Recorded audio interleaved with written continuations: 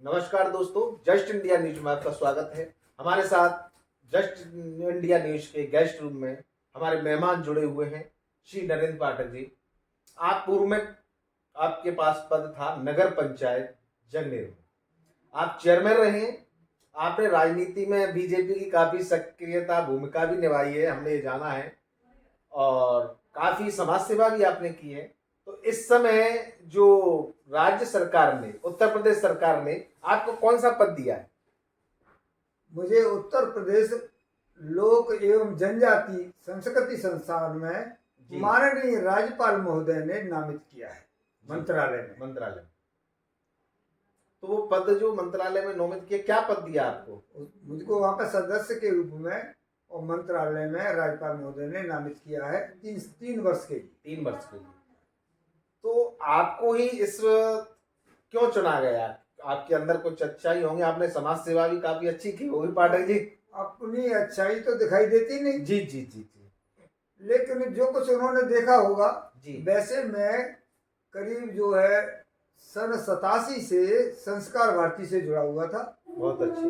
और लगातार 87 से लेकर के और आज तक जी। मैं वहाँ का नगर का जो है अध्यक्ष रहा हूँ जी। संस्कार भारती का। और सन 88 से 93 तक मैं नगर पंचायत जंगलेर का चुनाव लड़ा था, चेयरमैन पद का।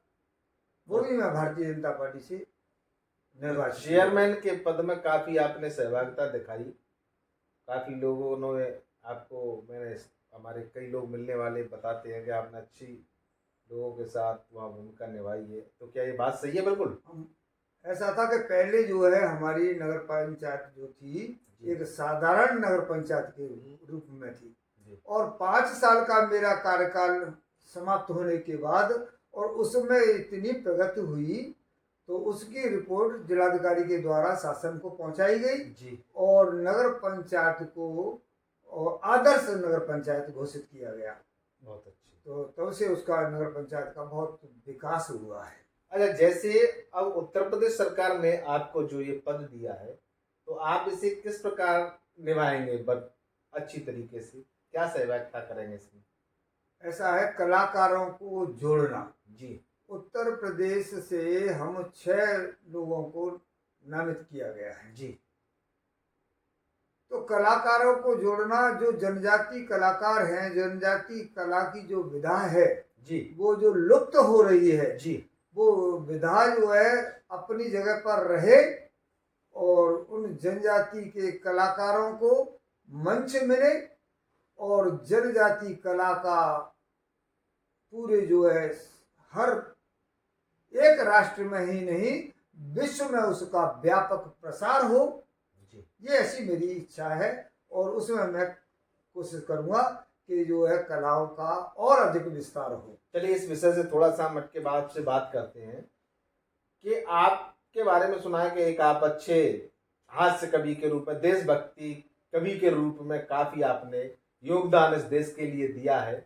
तो आप कविता के माध्यम से, देशभक्ति के माध्यम से कुछ दर्शकों तक क्या पहुंचाना चाहेंगे? मतलब किस प्रकार की कविताएं आपने की? मैंने अधिकतर, वैसे तो मैंने हास्य, व्यंग, ओज सभी कविताओं को लिखना प्रारंभ किया था। अच्छा, किन किन कवियों का साथ आपको मिलता रहा?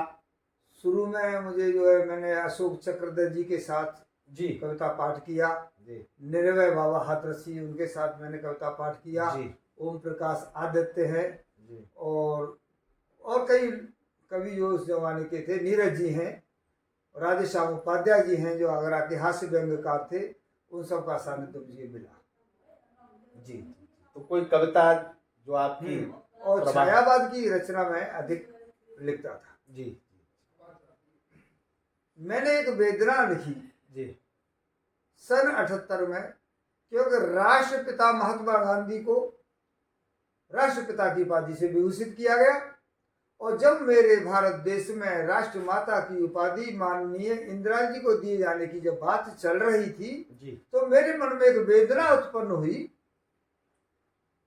कि माननीय इंदिरा जी और राष्ट्रमाता की उपाधि की हकदार नहीं है, राष्ट्रमाता की हकदार तो कोई और थी। तो मेरी कलम उठी और मैंने अपनी वेदना उसमें लिखी कि राष्ट्रमाता की वास्तविक हकदार तो पन्नाधाय थी, जिसने अपना सर्वस्व बलिदान किया और देश की आन और उसकी रक्षा की। तो मैंने उसमें लिखा पन्नाधाय के लिए, इतिहासकारों को चेतावनी देते हुए मैंने एक दो लाइनें लिखी थी, सुनना चाहोगे? जी हाँ, बिल्कुल बताएं, दर्शक आपको देख रहे हैं। ओ इतिहास लिखने वालों, तुम एक शब्द हटा दो और पन्नों में पन्ना के आगे से तुम धाय मिटा दो।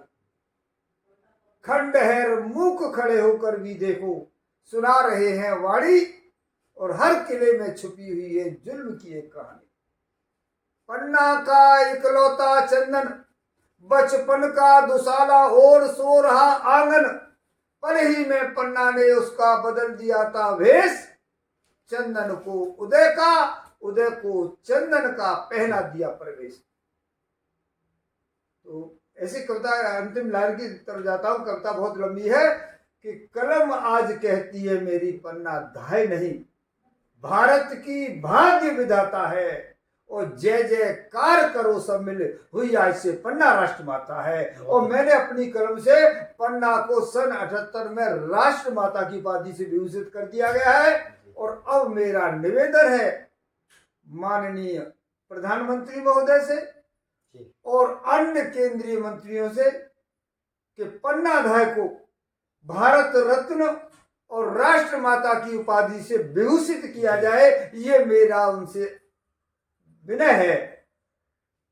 जो उच्च अधिकारी बैठे हैं कि पन्नाधाय को धाय नहीं, भारत की भाग्य विधाता है, तो उसको राष्ट्रमाता की उपाधि दी जाए उसे, और भारत रत्न की उपाधि उसे दी जाए। ये मेरी मांग है केंद्र सरकार से। चलिए, बहुत अच्छे। और आपकी इस बात को हम भी उच्च अधिकारियों तक पहुंचाने की कोशिश करेंगे। और जस्ट इंडिया न्यूज के गेस्ट रूम में आपका बहुत बहुत स्वागत आने के लिए। धन्यवाद। धन्यवाद।